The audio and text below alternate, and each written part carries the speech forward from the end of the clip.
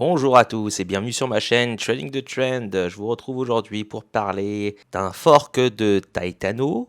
Si vous n'avez pas vu la vidéo sur Titano Finance, je vous invite à aller voir celle que j'ai faite il y a quelques jours. Je vous mets le lien bien entendu en description.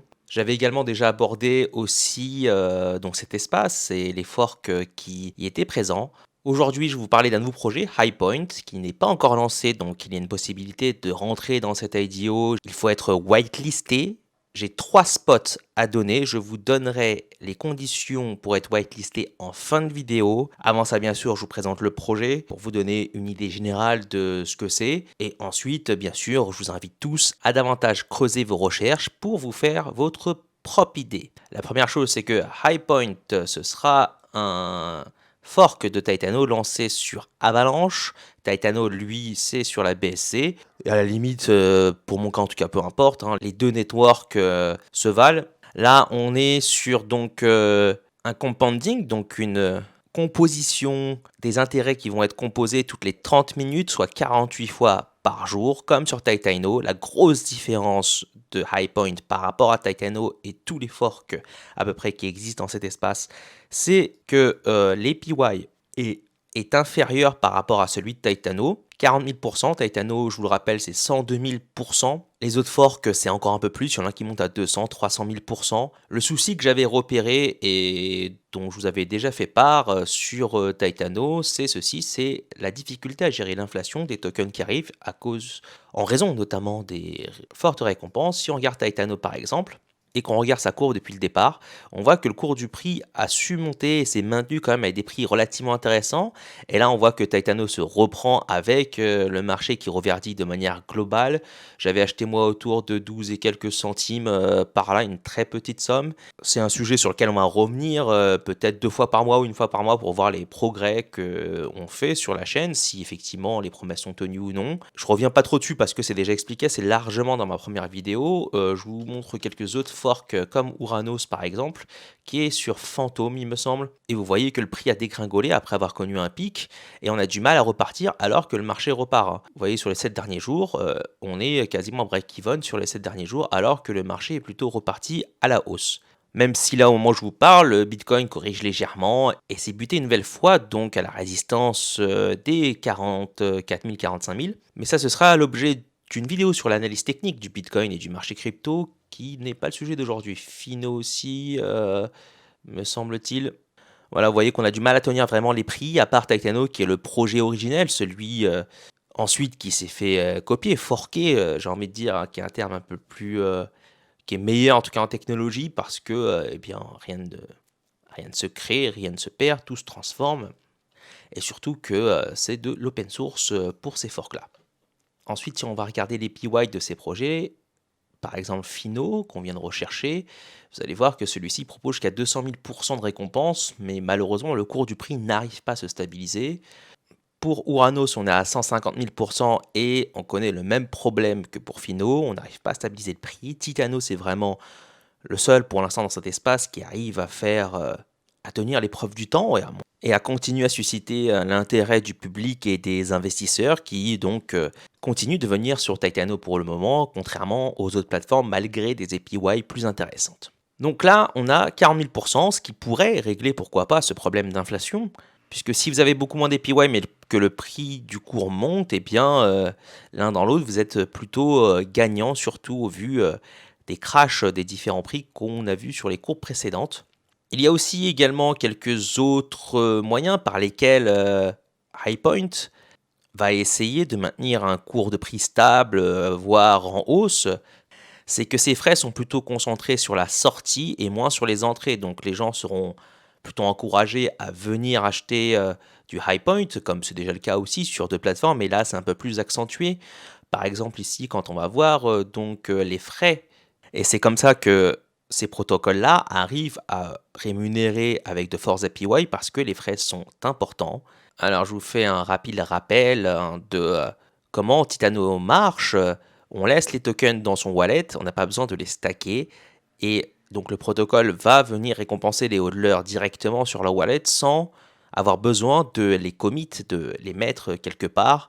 Donc on a tout le temps la main sur ces tokens. et on est bien sûr libre de les vendre quand on veut, sans délai. Alors là, les frais pour HighPoint, donc dont le nom de token sera HPT. Les frais à l'achat sont de 10%, donc si vous voulez 100 $ de HighPoint, vous en obtiendrez 90. Et les frais de sortie sont de 20%. Donc si vous avez 100 $ dans le portefeuille en HighPoint, lorsque vous allez les vendre, il ne vous en restera que 80 et les 20 reviendront au protocole distribués entre les différentes pools qui existent, appelons ça comme ça, la trésorerie, le Rebase Wallet, ça va directement au hodler, et l'Utility Wallet, ça c'est pour les opérations marketing, etc. à venir, ou d'autres investissements laissés à la discrétion de l'équipe.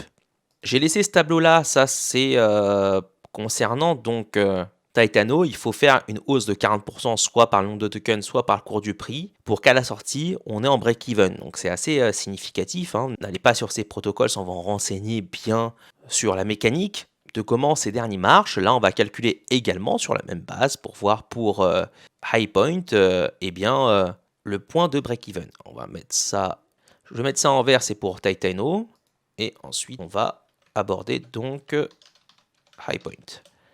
On démarre de 100 $ à l'achat. Quand on vient acheter, il y a 10% de frais. Achat et 20% à la sortie.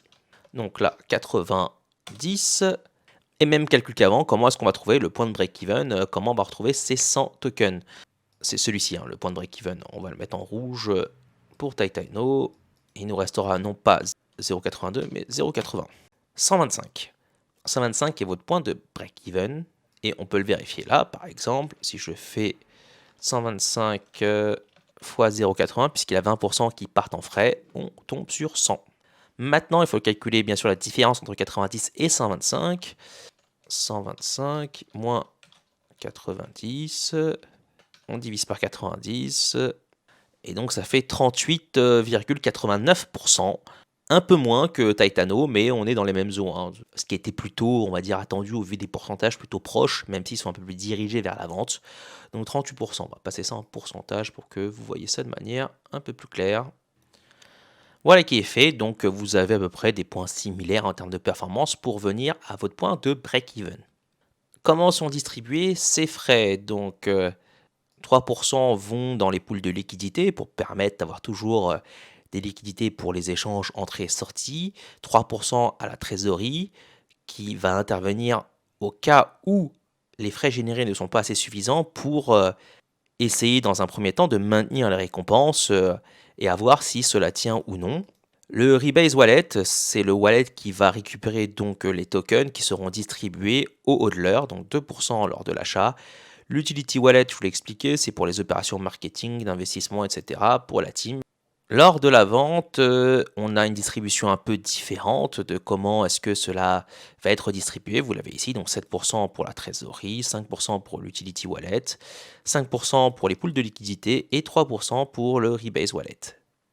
Toutefois, lors du lancement, il y aura de manière temporaire une exit tax, donc une taxe à la vente de 50%, pour dissuader donc les investisseurs participant à l'IDO de dumper sur les nouveaux investisseurs. C'est plutôt intelligent dans le sens où ceux qui hodlent les tokens auront la liberté de les vendre sans vesting time, sans lock-up time, donc on aura accès immédiatement à nos tokens. Et ceux qui jugeront bon de vendre parce que, je sais pas, admettons qu'il y a une performance intéressante du token, eh bien, si les gens souhaitent sortir, ce sera au bénéfice de la communauté. Et bien sûr, sur le temps, on va arriver aux 20% à ce rythme-là. Donc chaque jour qui passe, les 50%, les frais de 50% vont diminuer de 3% pour arriver donc aux 20%, soit en un mois. Et au départ, donc ces 50%, la surtaxe de 30% par rapport aux 20%, je devrais dire les 30 points de base de pourcentage par rapport aux 20 points ici d'exit tax seront alloués surtout à la pool de liquidité et non pas au Rebase Wallet, au hodler, puisque on a un APY fixe de 40 000%. Celui-ci pourrait être révisé éventuellement dans un futur plus ou moins lointain. Il faudra voir si le système déjà tient bien en place avant même de voir s'il y aurait moyen ou non de monter les récompenses. Du reste, vous avez une fac qui est plutôt bien faite, avec aussi un white paper que je vous invite à lire les deux. Après, tout est en anglais. Je n'ai pas testé Google Translate pour voir la qualité de la traduction, puisque l'anglais ne me pose pas de problème, donc Et ça m'a pas l'air trop compliqué à comprendre, honnêtement, donc je pense que Google Trad devrait faire un boulot, disons suffisant pour saisir l'essentiel. Dans un futur, plus ou moins proche, je n'ai pas de date, si les portefeuilles grossissent de manière importante et si jamais le marché se retourne, il y aura donc au bout d'un moment aussi une, limite sur le volume qu'on pourra vendre, notamment pour les whales. Et ça fait partie donc des anti-dump measures, c'est pour protéger le cours du prix, notamment pour les gros portefeuilles qui auront du mal à vendre tout d'un coup, puisqu'il y aura une limite journalière de vente des tokens, avec bien sûr la taxe de 20% qui va s'appliquer lors de la vente. En termes de sécurité, la trésorerie, qui aura donc une bonne partie des sous, pourra être manipulée si et seulement si il y a 3 sur 5 des signatures de la team. Et un des détenteurs d'une de ces clés à multisignature, il en faut 3, ce sera donc le chef du marketing et qui sera bientôt doxed. Ici, il y a marqué Dox Member, ça n'est pas encore le cas. Ils ont annoncé qu'ils devraient le faire. Ça devrait être fait normalement avant le launch. Donc vous aurez au moins plus d'informations de ce côté-là pour essayer de vous renseigner sur la personne. Le dox, alors en français, ça signifie que la personne non seulement sera KYC, c'est-à-dire qu'on connaîtra son identité, qu'elle sera communiquée auprès des statuts de la structure, etc. Mais le dox va un peu plus loin, c'est une révélation publique de l'identité de la personne, via YouTube, Twitter, j'en sais rien, par le moyen que la personne choisira à ce moment-là.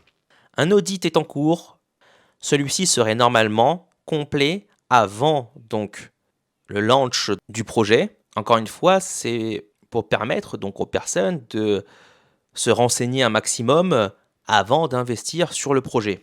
Concernant RockDoc, c'est en cours, mais ça ne sera pas vraisemblablement présent avant le launch. Ce sera uniquement fait par Solidity Finance Audit dans un premier temps. Donc à titre personnel, en toute transparence, comment est-ce que j'en suis venu à m'intéresser à ce projet? C'est que l'espace de la DeFi présenté par Titano suscite mon intérêt, c'est pour ça que j'ai mis un peu tout dedans. Mais bien sûr, en regardant l'espace donc de manière un peu plus poussée, comme je vous l'ai montré avec Fino Finance et Uranus, on voit que les prix ont du mal à tenir.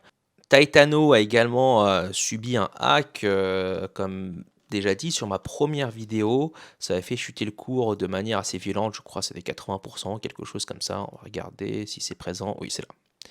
C'est cette chute-là, donc on était aux environs de 18-19 centimes et ça a précipité une chute jusque, si j'arrive à voir le cours, voilà, 0,06 centimes.